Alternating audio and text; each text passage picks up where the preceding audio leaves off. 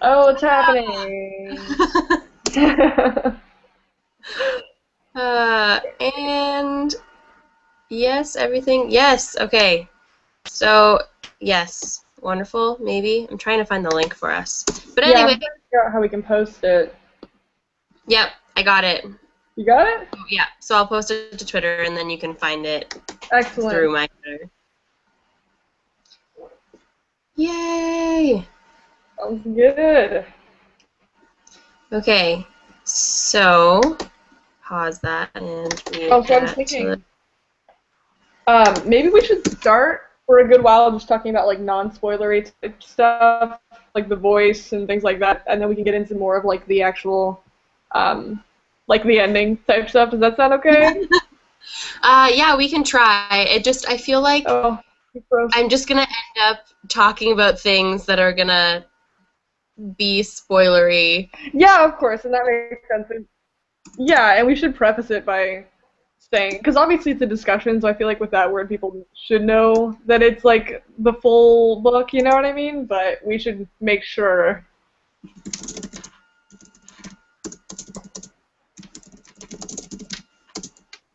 What happened to my mouse? Oh god. Uh, okay, and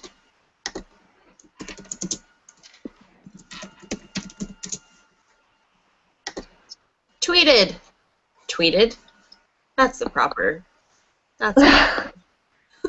Lindsay says she's watching, but she's not invited. Let me see. Let me invite her again, Okay. if that works.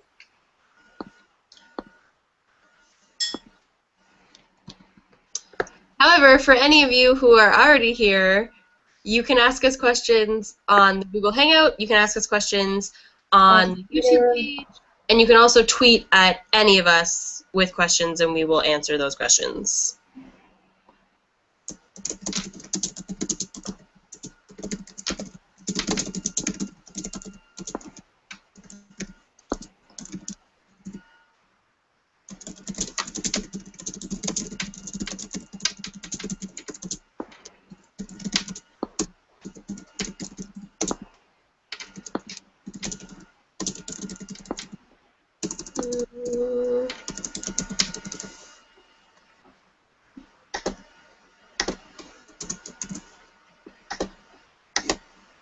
Awesome.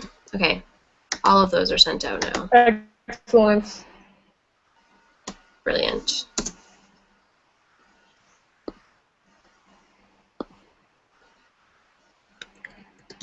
Sorry, I'm just tweeting the link now.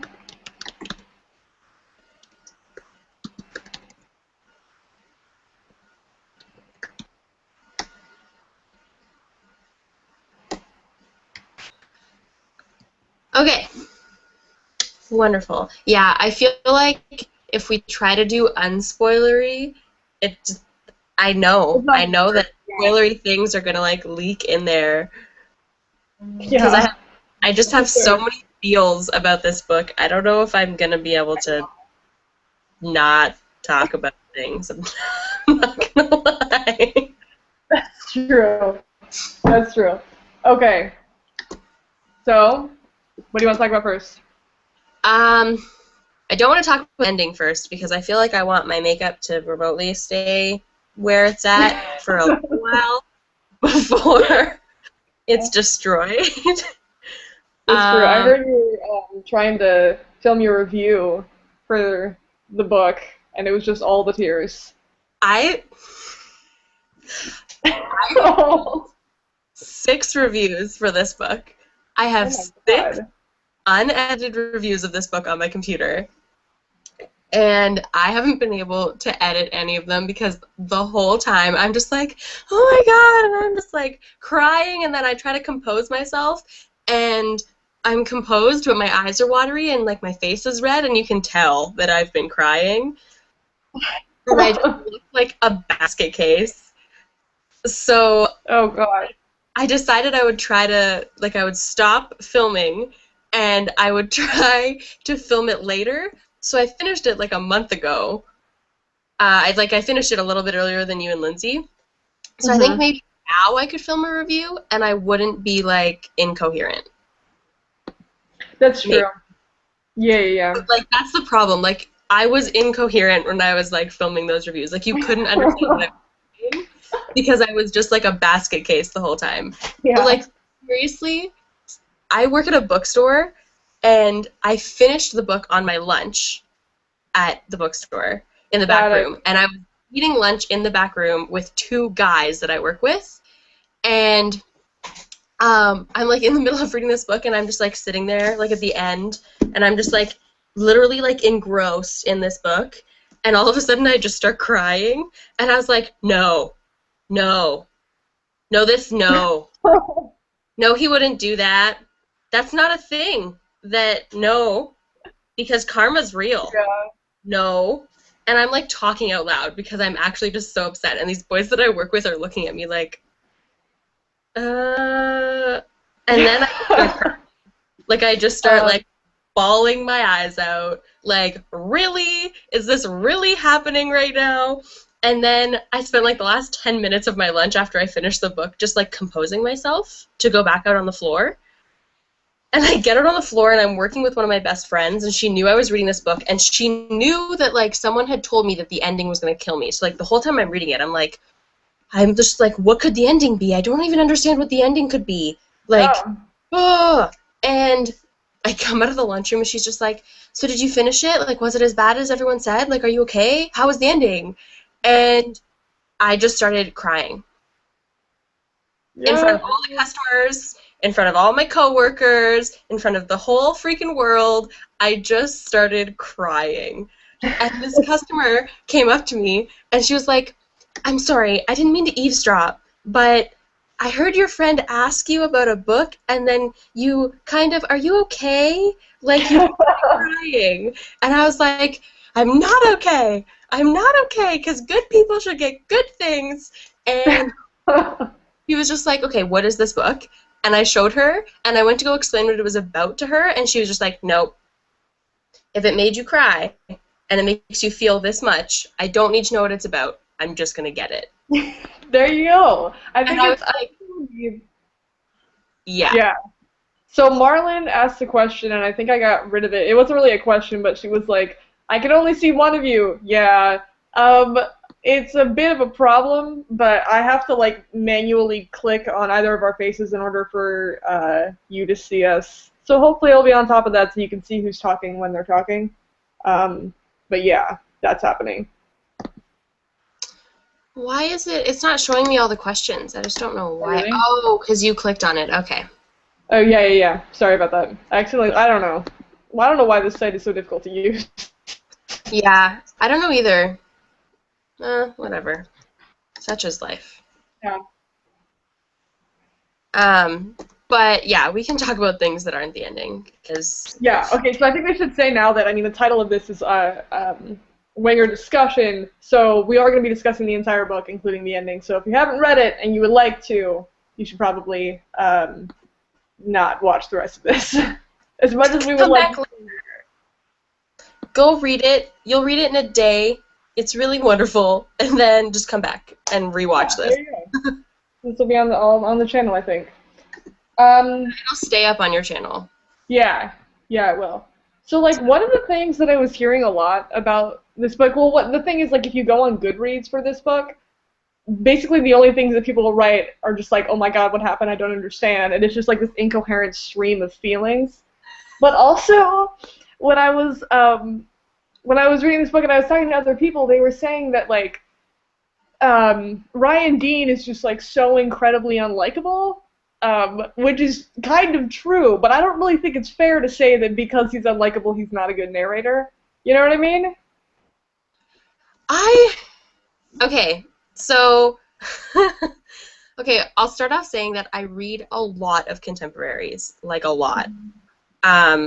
So I'm really, really, really picky with my sci-fis, but I'm not, like, I find that a lot of people see a lot of different things in contemporaries than I do, because I really like quirky, weird narration and characterization, and I don't think that I didn't dislike Ryan Dean. I actually loved Ryan Dean, but you have to remind yourself that he's a 14-year-old boy. Like, I mean, he has the brain of a 16-year-old boy, but 16-year-old boys aren't much more likable than 14-year-old boys. So, like, That's you true. have to remind yourself, especially because, like, I'm 22, I just kept having to remind myself, like, okay, I mean, like, I wasn't that great when I was 16 either. I'm sure Yeah. I was super annoying and thought things that people thought were super annoying too. But, like, I really liked that, like, Andrew Smith, the voice of Ryan Dean, was, like, on point for me. Like, that is exactly how a really intelligent 14-year-old boy would think and act and all of that. And I just loved it. I loved it. Yeah. Yeah, no, I really loved it too, and I'm sure like people will probably say this all the time about this book, but it did remind me a lot of Holden Caulfield in The Catcher in the Rye. Just that whole like, I felt like he was really hard on himself throughout the entire book. Like he says the phrase "I'm such a loser" probably like 10 times every chapter, Yeah. which was really concerning because I started to feel like he had this kind of self-destructive sort of impulse, and that made me worry about the ending because I knew going in that the ending was supposed to be really, terrible. And I thought that something really bad was going to happen to this kid, and in a way it does, but not in, I guess, the way I thought it was going to. You know what I mean? Yeah, for sure. I the whole book, I thought that it was going to be Ryan Dean. Actually, I thought something was going to happen to Annie. I was like, oh, don't do anything to this girl. Please. Please. But Yeah. Yeah, I mean, I guess somewhere in the middle of the book, I sort of realized that, like, Joey was, like, one of the most good-hearted characters in the whole book, if not the most. And halfway through, I was like, nothing better happened to this kid. Like, it can't happen because he was so good, I guess you could say. And he's always the one that's pointing out to Ryan Dean how he's kind of screwed up in a way that he can control, you know what I mean? Like, he points out to him that he objectifies pretty much any woman he ever sees.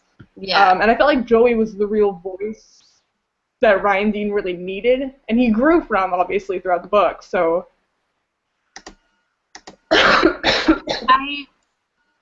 I think Ryan Dean was like a 50-50 split between being like a super good person and a super not good person.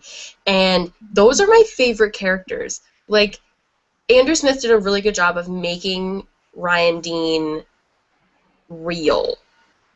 Because, like, for me, Joey was amazing and brilliant and perfect, but I just kept thinking, like, do I know a person who is this wonderful? I mean, I wish I did.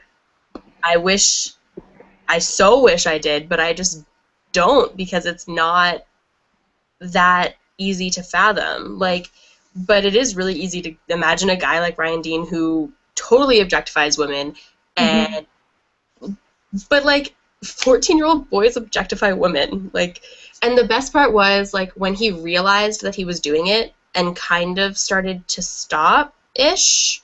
Or, like, slow down, like, not make it so bad. But I thought it was funny.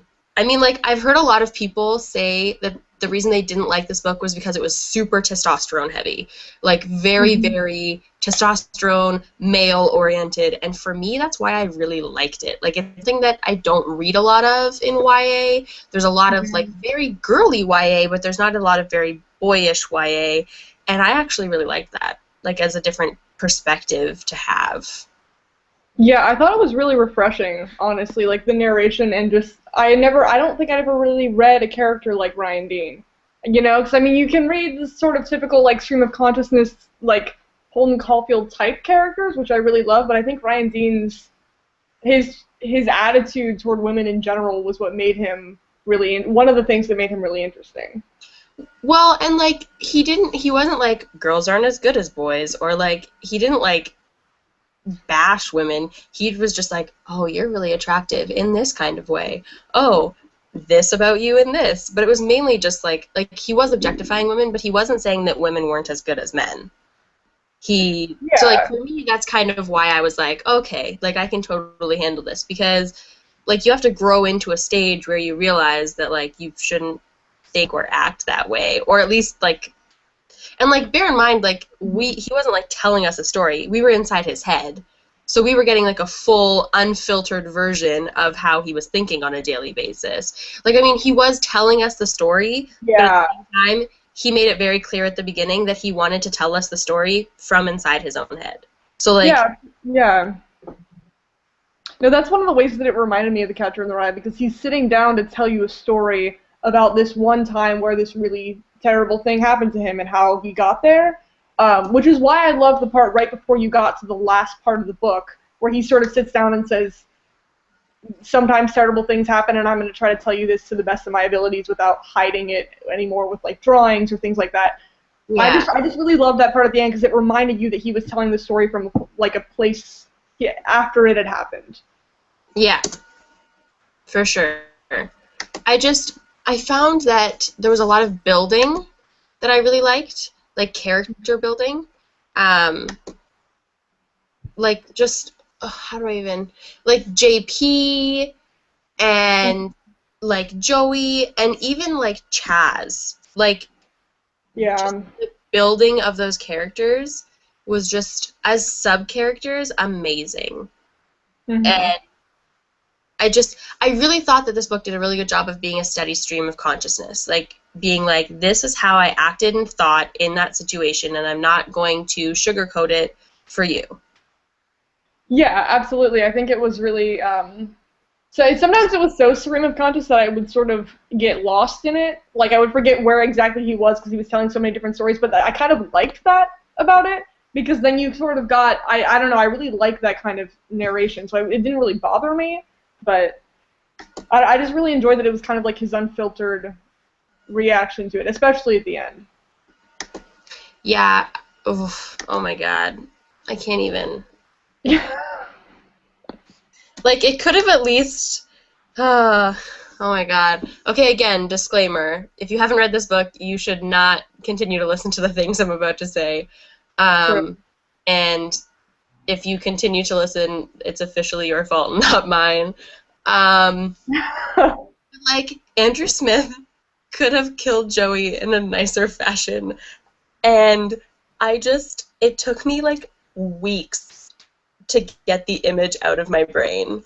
And I mean, that obviously says a lot about the book and about like Andrew Smith as an author in like the best way possible. But like at the same Yeah. time, I just kept thinking like who does that? Who just gets so angry that they do that? Like, I mean, oh my god, it could have been a little bit more accidental or even just like humane. Yep. I Yeah, can't I mean, even. I think, It was yeah, I sad. think it was really important because it reflected, it reflected, because obviously that's something that happens, and I feel like it's something that that particular event doesn't happen enough in literature. Like, we're not actively or accurately portraying it enough in the things that we write. And so the thing that I really liked about this book is that it was a true reflection of what's going on in the world right now. Yeah. Well, and I mean, like, I mean, that's true. It just, Mhm. I don't know. I don't know. Did you hear that there is a sequel? I did hear that there is a sequel. I'm all kinds of excited about that. I See, do wonder what it's going to sort of explore, because I mean, you read the Goodreads blurb, and I would watch or I would read Andrew or Ryan Dean like go grocery shopping because it would probably be hilarious. But I'm really interested to see what kind of storyline he takes on with this. I'm like 100% excited, but also 100% like terrified. Um, I'm excited, terrified. I don't even know if I would like. I will obviously read it because I Yeah, would need to. Because this is probably one of the best books I've ever read, ever. But I'm just like, what is he gonna do to me? What is Andrew Smith going to do? yeah, Like, is it better if I don't read it and I can just imagine the future inside my head and never have to like think about what happens? Because all I keep thinking is, oh my god, if he breaks Ryan Dean and Annie up, I will kill him. Like, I cannot handle the thought of that happening. So I yeah. think if I just never read it, maybe I can just pretend inside my brain that everything's okay. You know? Yeah. Yeah, that's true. And this book does stand alone really well. Like, if there were no sequel, I think this book could stand alone perfectly. I'm currently trying to add Lindsay to the conversation. I don't know if it's working. Oh, she said, okay. I know. I Lindsay just right.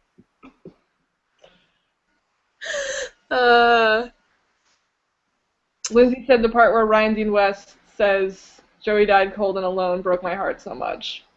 That's very true. And I like how it was just completely that one raw moment and there was no embellishment, there was no anything else. I love that.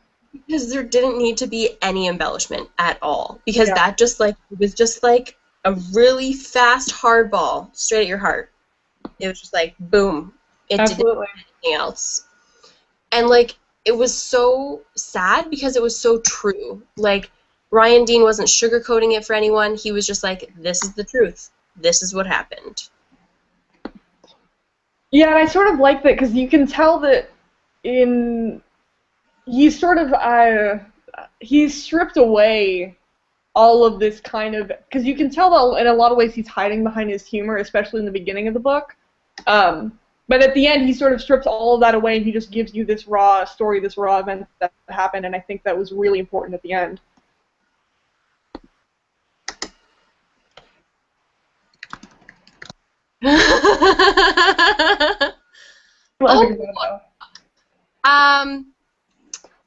Andrew Smith just tweeted at me and said, what am I going to do to you? Haha. Oh, you're going to find out more about Joey and meet someone who's really important.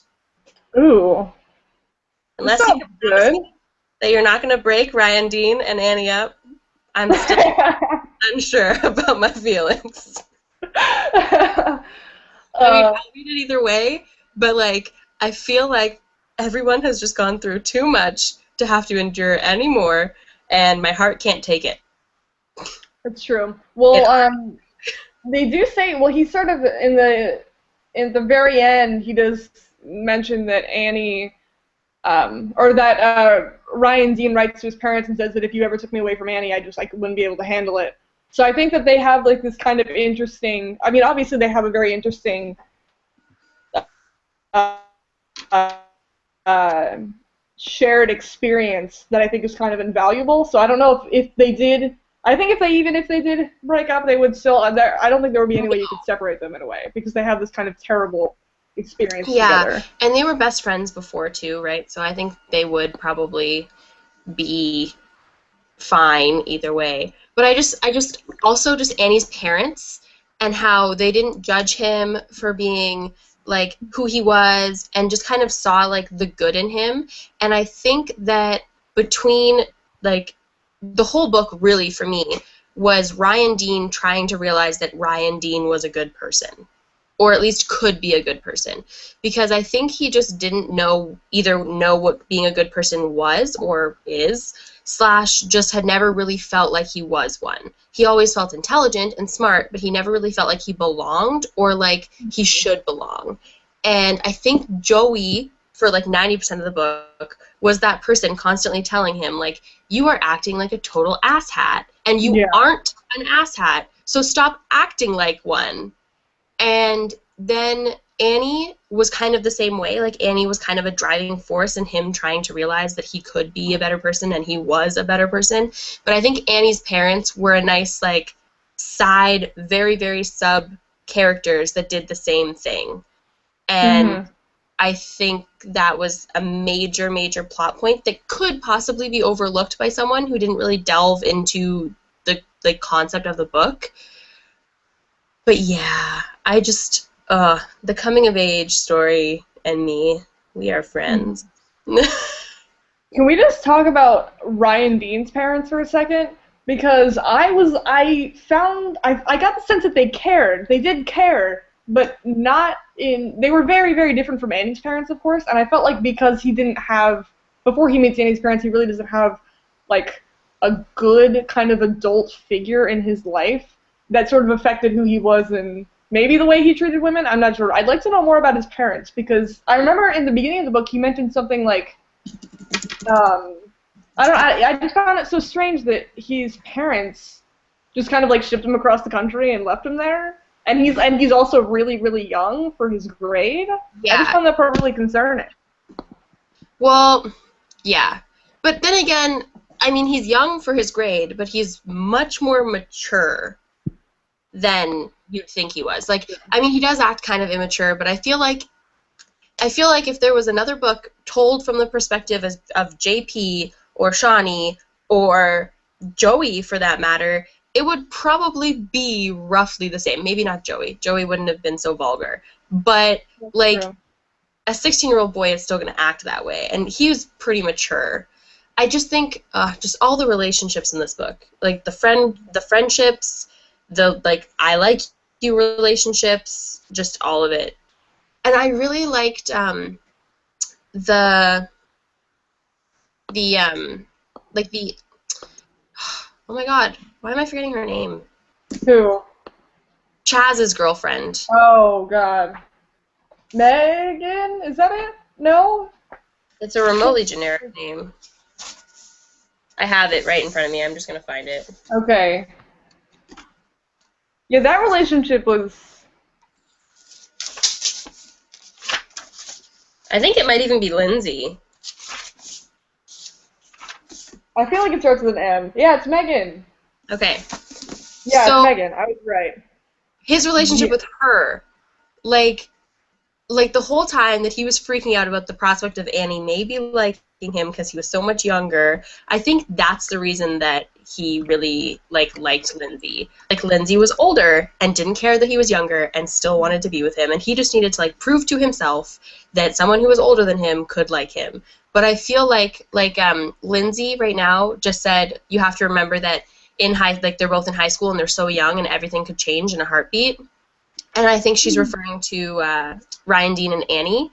Mhm. And, like, she's right. Like, their relationship could not last, but, like their relationship as boyfriend-girlfriend. But I would really hope that their relationship as friends would last.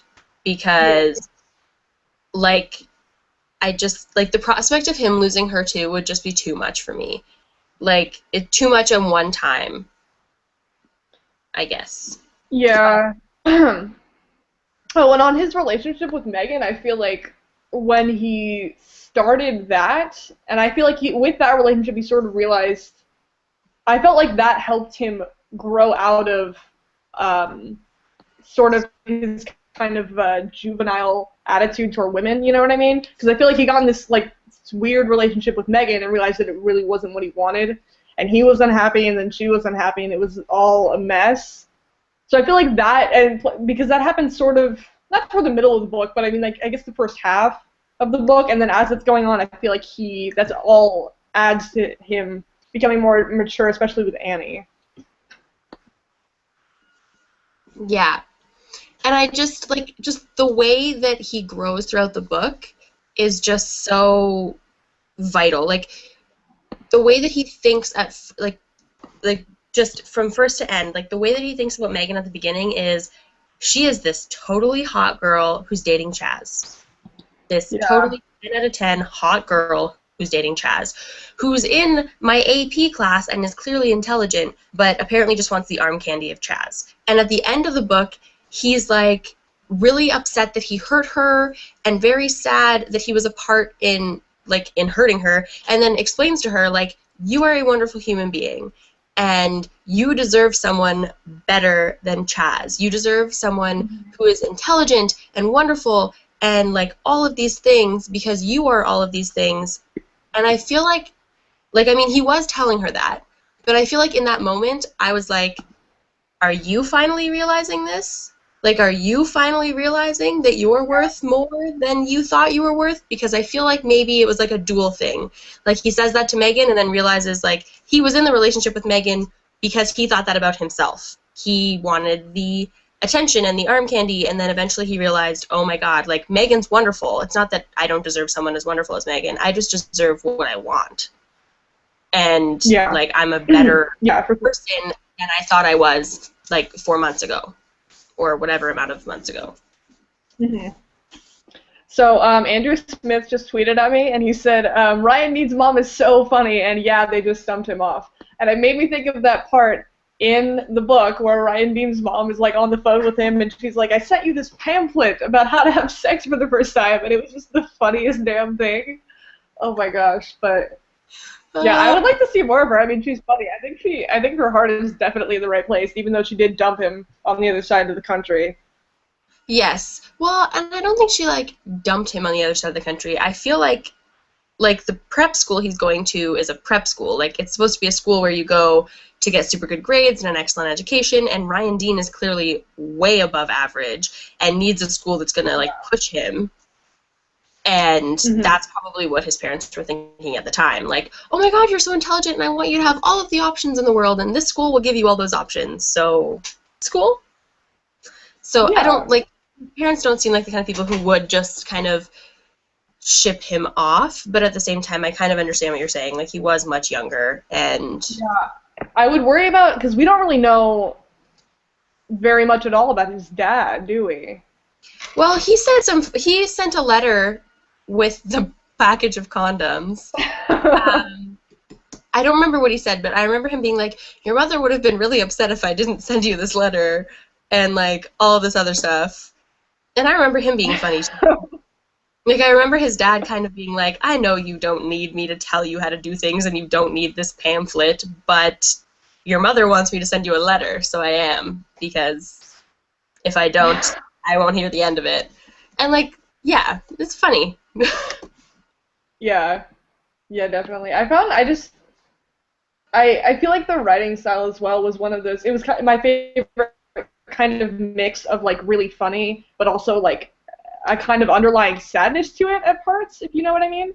Like sometimes, Yeah. like you could tell, obviously Ryan Dean is really funny, but there are certain lines that he was saying because this is a kind of retrospective story. He's telling us what happened before.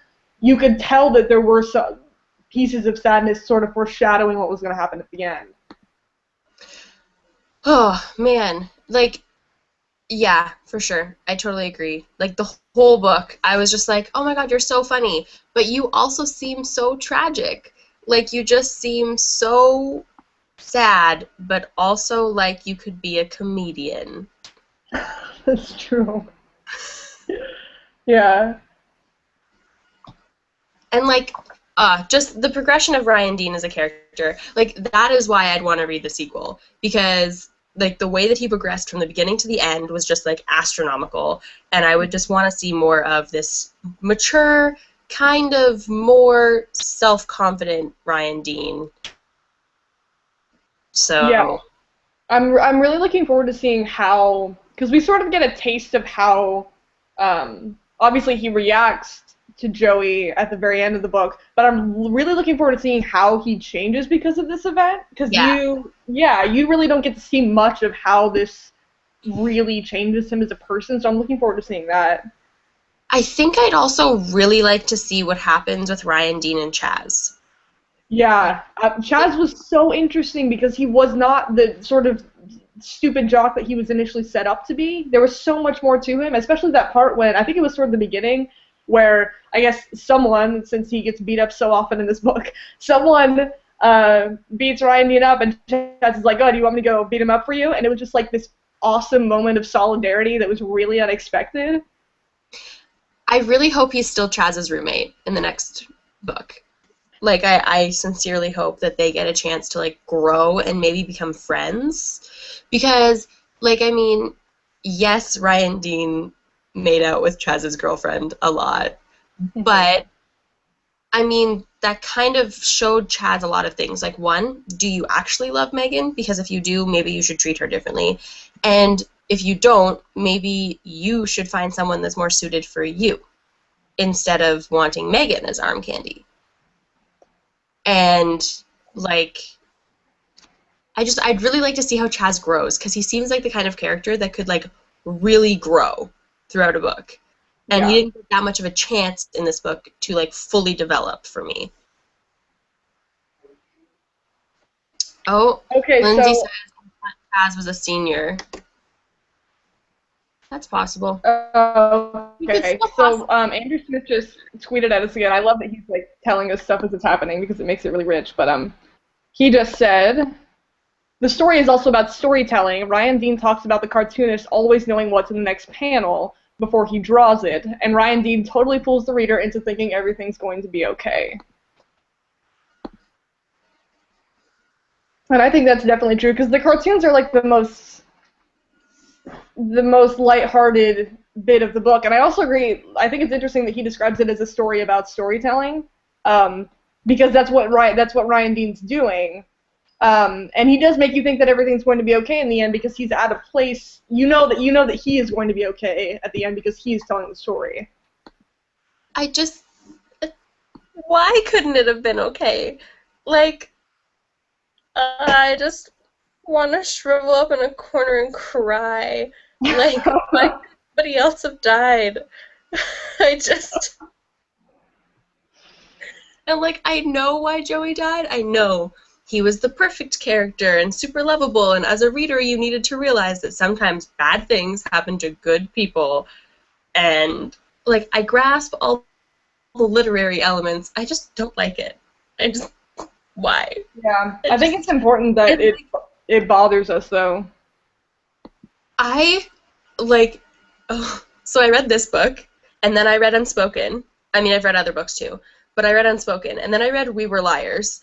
And I mean, like, at this point, I feel like I don't even have emotions anymore. They've liquefied and fallen out of my body, and they're just in a puddle on the floor, and what is even what? Like, I like, every time I go into a book now, I'm just like, I can't like any of you.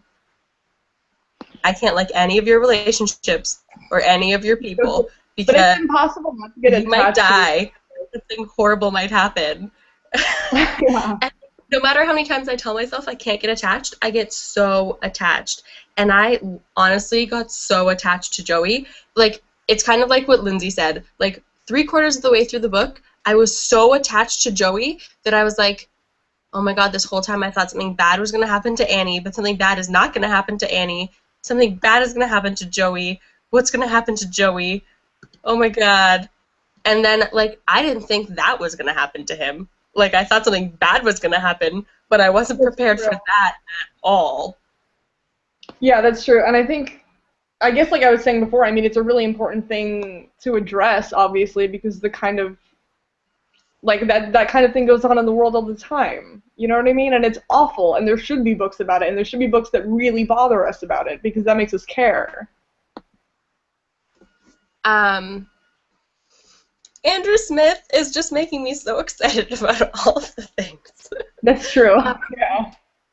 Okay, so let's start with Lindsay. I really wish Lindsay was in this conversation. I'm sorry that you're not, but she's saying a lot of really awesome things. So for you guys who can't really see this, she said that when Joey died, she honestly couldn't believe it because the realness and the rawness of a character dying in a contemporary kind of blew her mind.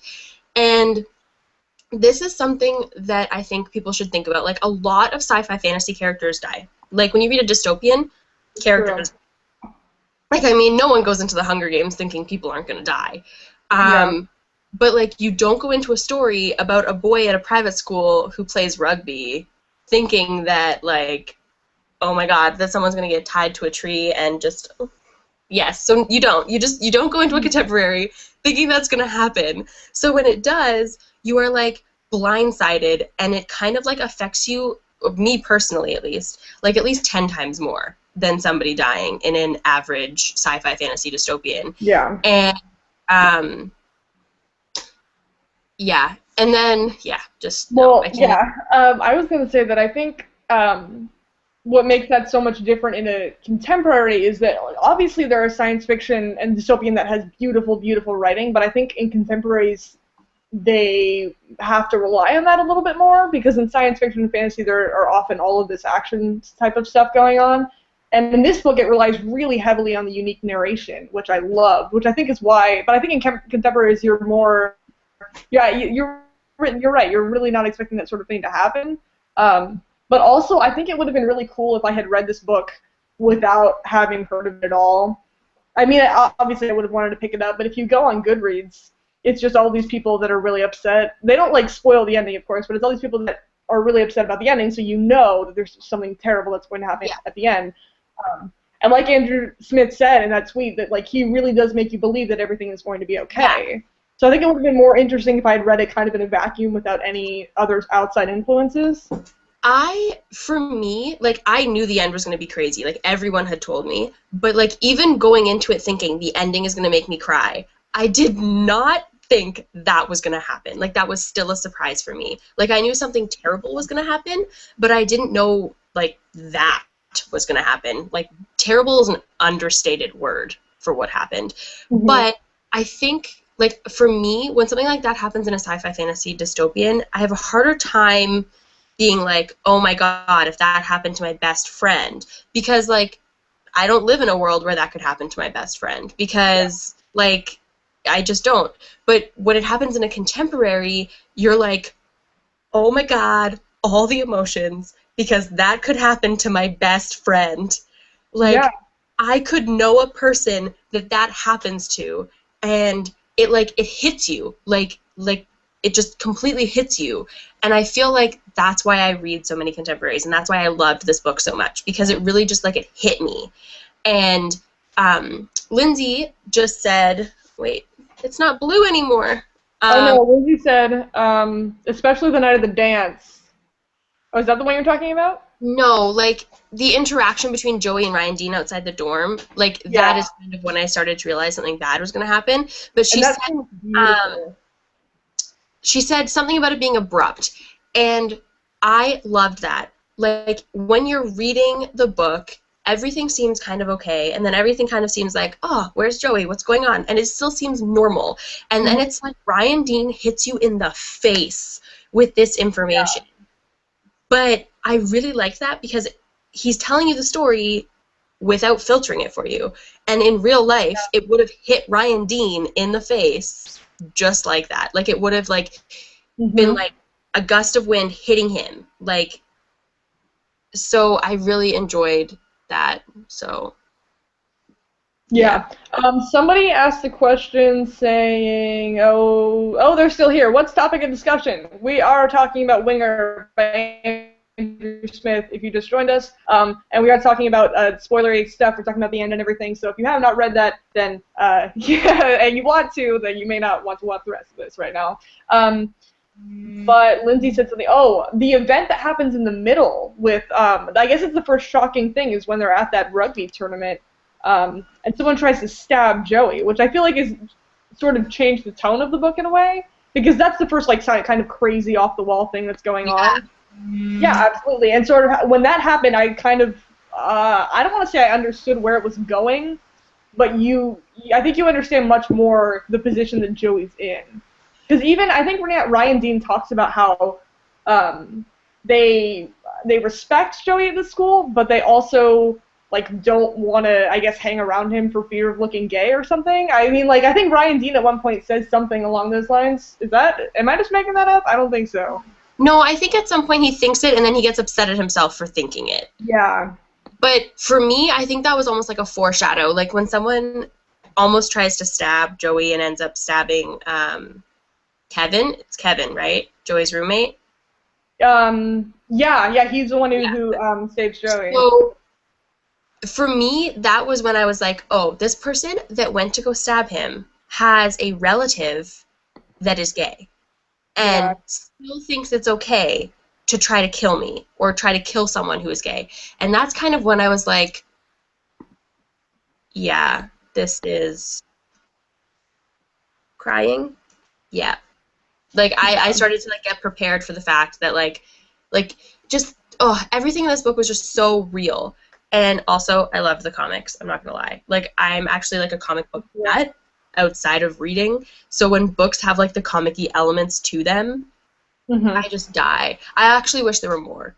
Like, if there was one thing I could say, it's that I wish that there were more Ryan Dean comics throughout the book. Okay, so Andrew Smith, he keeps tweeting. Oh my God. He's adding miraculously to this conversation right now. He said a couple different things. If a young person can relate to the suddenness and unfairness in Winger, that's good. And I feel like that's where he was going with the entire book. And then he said, the knife thing actually happened to a kid on the rugby team I coached, which is that's so incredibly sad. That's insane. And completely unacceptable. Like, I feel like books like this need to be taught in high schools because, like, what are you accomplishing? by trying to stab someone that's gay. Like, Mm-hmm. except for getting yourself arrested and probably put in jail. Like, you're accomplishing nothing. Like, Yeah. it makes me so angry that people think it's okay to hate someone because of who they decide to like. It just, oh my god. Yeah, we had when I was in high This whole school, we had discussion for like me. what? This would be like a whole different discussion for me. Just like That's people. true. Yeah, that's true. And I think when I was in high school, we had like a my high school was one of the first high schools who voted a like a lesbian couple as our king and queen, our homecoming king and queen. And a bunch of people got really, really upset about this, which was I don't know, strange for me. They're friends of mine. I'm like, you could like, of course I'm gonna support you. Like that's just what it is. But I feel like the kind of subject that he addresses in Winger is super, super important, especially if obviously these kind of things have come up in his own life. But I mean, they're regular things, which is awful because they shouldn't be. Yeah. Oh my god. Like, nothing like that should happen, and I can't even actually express in words how I feel about that. It's the same thing. That'd be like, I'm brunette, so I can't like you because you're blonde. Because that's how the world works. But no, not really, because that's silly. Like, Yeah, I mean, I hope one day we'll be able to look back. People like 100 years from now will be able to look back and see how ridiculous we were being about this, and like the general world was being about this, you know? I can't even. Okay, so I want to go back to something Andrew Smith tweeted at me a while ago, but we were talking about something else, and Okay.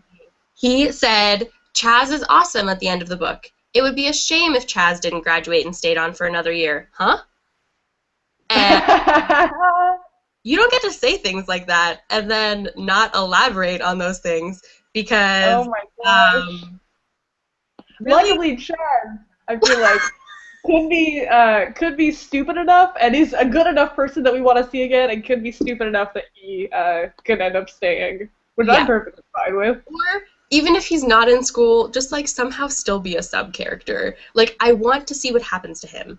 Like, I need to know what happens to Chaz after the end of the book. I didn't get enough closure with him. I really need to know. Also, Kevin, Joey's roommate, I need to know more because he clearly like loved Joey in a friend way, the same as Ryan Dean. Like, he was just as close, if not closer, with Joey than Ryan Dean was. That's and true. We didn't get to see anything about how he felt after that happened. And like, I need to know. Okay, so I maybe this is stupid, but I didn't know that Andrew Smith actually drew all of those comics. He just tweeted at me and said he drew them, and then Sam Bosma, who is a real artist, redrew them. But I didn't know that he drew them initially. That's incredible. I guess even though there's no like illustration credit in this book, or at least in the front anywhere visible, I guess I just assumed that it was an illustrator, and it kind of is. But I didn't know that he initially drew them. That's awesome. Also, I do want to see all of your original drawings for Winger. I want to see all the drawings that were supposed to be in the book and all the drawings you've written since the book and all the other drawings that you've drew. I want to see them all. All of them. Some of them were just so hilarious. Like, oh my goodness. oh, like Annie's dog. Oh my god.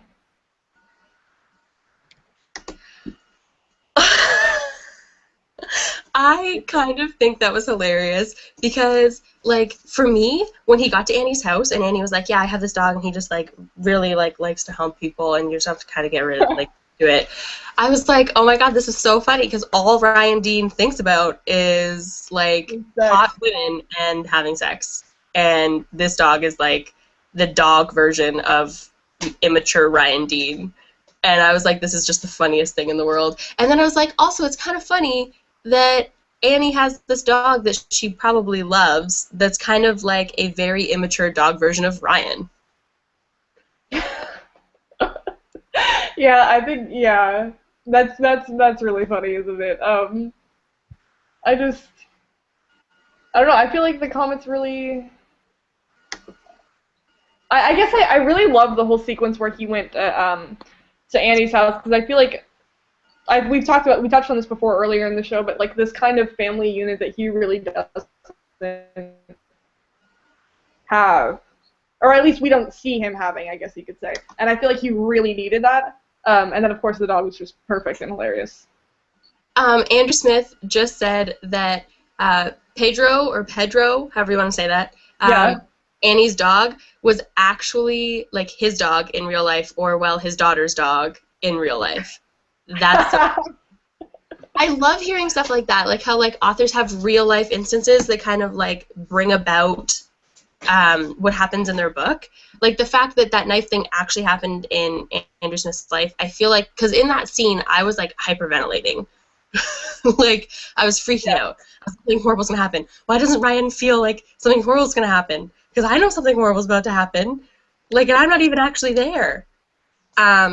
So like now I realize why that scene felt so real when I was reading it, because clearly it was based on something that actually happened.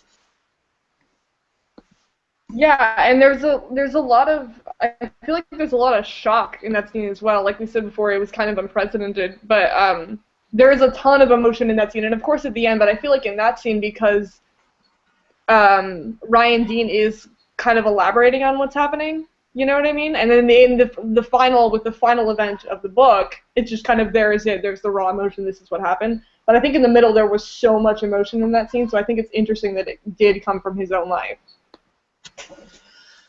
By the way, can you guys hear the chickens in the background, or is that just me? No? Yeah, no, I can hear that.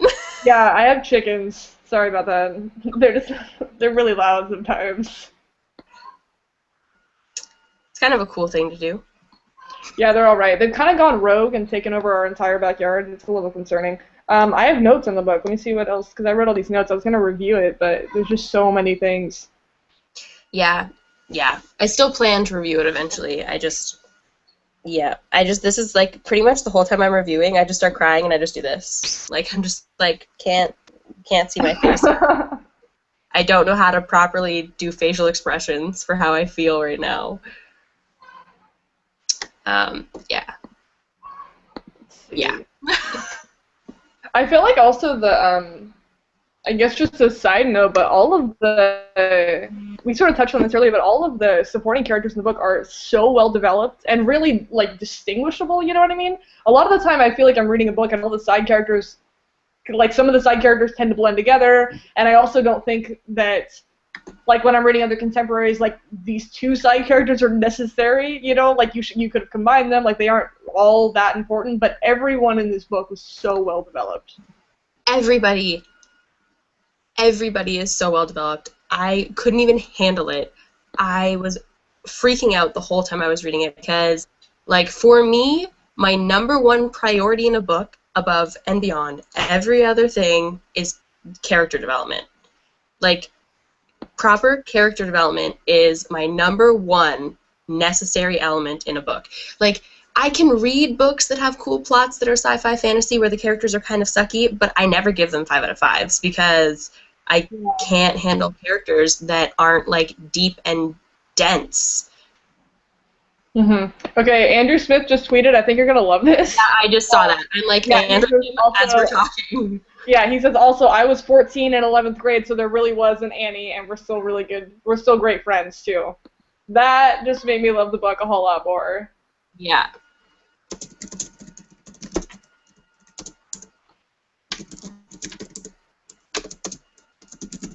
Oh my gosh, that made me love the book even more. I mean, also, I guess even without that, this is one of those stories that I guess really makes you remember that made-up stories are really important. You know what I mean? And that they can matter a lot. Yeah. Just this whole, yeah. Everyone in this book I just completely cared about. I feel remotely better about life, knowing that Andrew Smith was 14 in grade 11 and had an Annie and is still friends with his Annie. I feel safer now. Yeah. I feel like I can, like, maybe breathe a little bit easier. Like... Yeah, that's true. Did you have a psychopathic roommate and, like, a Gatorade bottle full of pee? Because that would be really entertaining to I know. forgot about the Gatorade bottle. I laughed out loud when he gave that to one of the other characters. Oh god, was it like Nick or something? Oh, Who really enjoyed it? He was like, "Yeah, it's pretty good." no, it was, Oh, oh my god. Why am I forgetting his name? It's I thought the, it was the guy. It was the guy who was interested in Joey. yes, but his name isn't Nick. I thought it was I thought another, his name was Nick. he's not important, so I forget his name because he's a total idiot. But I thought he's the one who's interested in Joey, so he ends up. Yeah, I think it was Nick. Or no, Yeah, it's Casey. Was it Casey? Casey. Yeah, there you go. Yeah.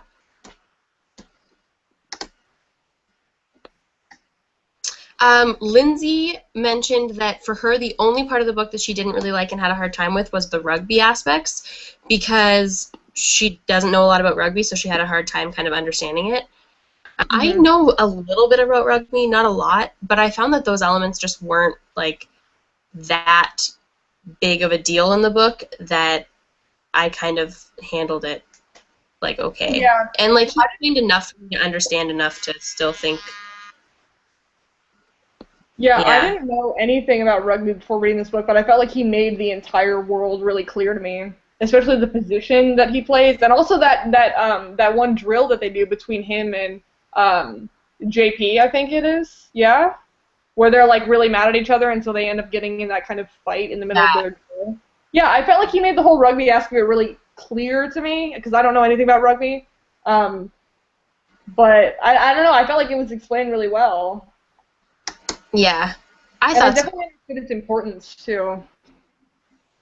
I oh my goodness, just I'm just sitting here fangirling inside my brain. And sometimes I don't know what to say out loud because I'm internally freaking out. Um yeah, just Lindsay mentioned the scene with the Gatorade bottle and how that scene was just wonderful. And for me, I just absolutely loved it. The thing I loved the most was that Joey knew.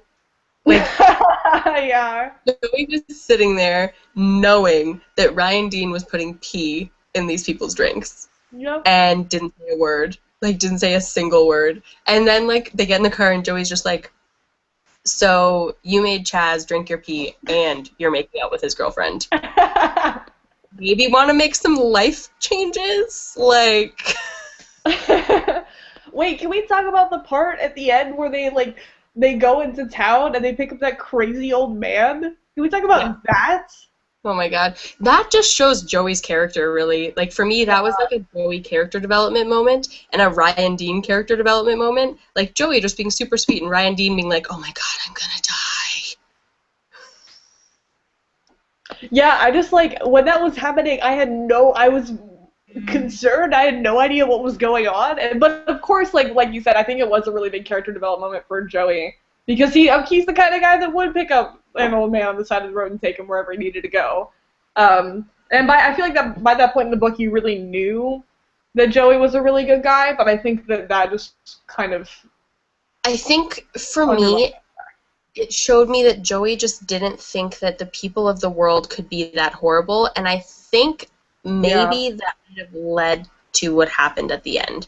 Like, I bet you he probably didn't think Casey was gonna do what Casey did, and he didn't, like, run away or freak out when Casey approached him. I mean, we don't know exactly what happened, right? Like, we just know that he was found Yeah. on the whatever, like, but like if Casey did approach him, I would assume that Joey would be the kind of person that would be like, oh, he's a total jackass and he's in a bad mood, but whatever, he's not going to Mhm. hurt me because the world is not a horrible place, but apparently the world is a horrible place. Yeah, I mean, I certainly don't think that like Joey is so naive to the point where he's kind of I don't think he's that way necessarily, but you're right, he does believe in a kind of goodness of other people, which is I guess why he's constantly pointing out to Ryan Dean that he is not as bad and as vulgar as he kind of makes himself out to be, if that makes sense. Um, and also like we obviously the reader knows that Ryan Dean is not as vulgar as he makes himself out to be, because we see his thoughts about Annie, and we see his thoughts about Annie, and we also see the way that he thinks about Joey and his friends, especially in the beginning. So we know that he isn't like that, but I feel like part of the narration is finding out why he kind of puts up this front of acting that way, even though we know he's not.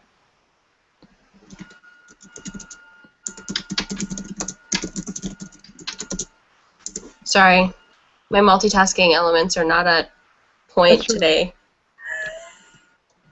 I was answering Twitter. Yeah,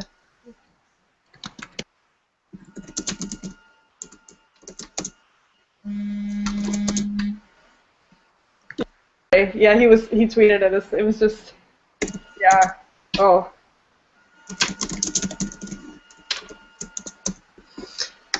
Yeah, just, ugh. Oh my goodness gracious. So yeah. Oh wait, he tweeted something important. Okay. He said, one last thing, what Casey did was not a hate crime, it was a crime of passion, destructive love. We can talk about that. It was still a crime that should... That's true. I mean, like, yeah. I mean, even when I was reading it, I knew that he didn't do it as a hate crime because Casey is gay. So, like, he didn't do it as a hate crime. But at the same time, like, you can't just get so mad at someone that you kill them. Like, I mean, as a literary device, I understand the premise of destructive love. Like, I totally get that. And I mean, like, I think I would almost like to read, like, a short novella from Casey's perspective, because I bet you that killed him. Like, he was upset and he destroyed Joey, and I bet you that totally deteriorated him as a human. So, like, I would love to read, like, a short novella from Casey's perspective after that happened, because I'd really like to know how doing that affected him. Yeah, for sure. Because I think the only, because I guess we're not thinking about what Casey, like, what, like, why he, you know what I mean? Like, we're not really thinking about his point of view as much as we're thinking about everybody else. But I think there's a part at the end where, I guess the only part that you would know about Casey's perspective, when he says that, like, he says something like, apparently they admitted when they found Casey, he admitted to it right away. Like, he admitted to the crime as soon as possible. Probably because he didn't do it. He didn't agree with what he did. You know what I mean? Like, it was just it was a crime of passion rather than a hate crime. Well, and I mean, like, Casey was upset because Joey didn't want him. Like, Casey was upset that Joey didn't want to be with him, and I bet you Casey probably hasn't really been in love with a lot of guys before, and probably just took it really hard. And, like, it wasn't just Casey. It was Casey and his, like, lackeys. I'll go with lackeys. So, like, Casey probably couldn't admit to being gay because he was with someone else. It wasn't just Casey. Yeah. So... Oh, okay, so hold on. I found this part in the book that I was going to, like, this is the part that I was talking about that I think kind of alludes to what Andrew Smith was tweeting about. And it says, Casey Palmer and Nick Matthews never came back to school. I heard they both confessed right away, and I figured it was because Casey didn't want it coming out in his trial about how he'd been chasing after Joey for so long. That's what I think, but I could be wrong. And then he says, either way, I didn't care about Casey's reasoning. So I feel like maybe that, in that part where he says, that's what I think could have happened, but I might have been wrong, could be where he's getting at the kind of crime of passion sort of thing. Well, or I mean... Like, I think Ryan Dean probably does realize it was a crime of passion, but I like that Ryan Dean is like, I respect and understand that it was a crime of passion, but also totally 100% unacceptable, and I really don't care that that's why he did it. He still shouldn't have done it. And for me, that's exactly how I feel about it. I'm like, as a devil's advocate and everything, I try to understand where a character like Casey's coming from, and, like, I get it. I get why he did what he did, but what he did was still 100% unacceptable. Like, it wasn't a valid reasoning for what he did. But I think that Casey's probably really reaping those repercussions. Like, Casey probably feels terrible. Like, the more and more I talk about this, the more I really want a novella from Casey's perspective. Like, the more I want to know how it affected him. Yeah, for sure. I think it would be interesting. But I think I totally understand when Andrew Smith's saying that it wasn't a hate crime, that it was a crime of passion, because that's where we understand to a certain extent where Casey's coming from throughout, at least Yeah. throughout the book. Yeah. I get it. I understand. I just don't like it. That's pretty much how I feel about the entire ending of this book. I get it. I understand. I just really don't like it. Yeah, I think that's kind of the point, but yeah. Can I just say also that I basically like love this cover. I think the cover is just like the coolest thing, how it's just like the illustrated version of the front of the book. Oh my god. I just think that's awesome. I want this to be the front. That's true. I can't wait to see what the cover sequel is gonna look like. But I just want this to be the front. Like, That's every true. time I look at it, I'm like, I love this cover, but I really wish the back was the front. I don't know. I really love it. I think I it's even just love awesome. the inside because it looks like rugby-ish. Like Oh yeah. I remember I was taking this up the other day. Yeah, it does. Yeah. Okay, what else do you want to touch Yeah, on? I feel like we talked a saying- lot about. I can't stay for much longer. Like, we started late, so I'm going to stay later than I was supposed to. But if anyone has any, like, last questions, I probably have, like, 10 more minutes. I was supposed to leave, like, half an hour ago. That's But okay. We talked about most of the things we wanted to talk about. So if anyone has any more questions, tweet at us or comment in the questions so we can answer them. What is this about? Well, talking about Winger by Andrew Smith. Since you're late to the party, go pick it up because it is excellent. I guess it's a recommendation now. Yeah, pretty much. Yeah. I can't. This was a hard live show to do because, like, there's no real words to properly express how I feel about this book. Yeah, so but it's hard to really talk I'm about. so glad that Andrew Smith like chimed in with his little bits. That was invaluable. I mean, my gosh. Yeah, I can't even. I'm still internally fangirling. I know. I really want to pick up Grasshopper Jungle. I don't own that yet, but it's gonna happen. I have it, but I like to I don't know. I like to read things that I know I'm gonna love, like, not back to back, because I know that like the next Winger book isn't gonna be out till 2015, and I know that there won't be another Andrew Smith book until that book, which means that if I read Grasshopper Jungle now, I'm gonna have to wait like over a year to get another one.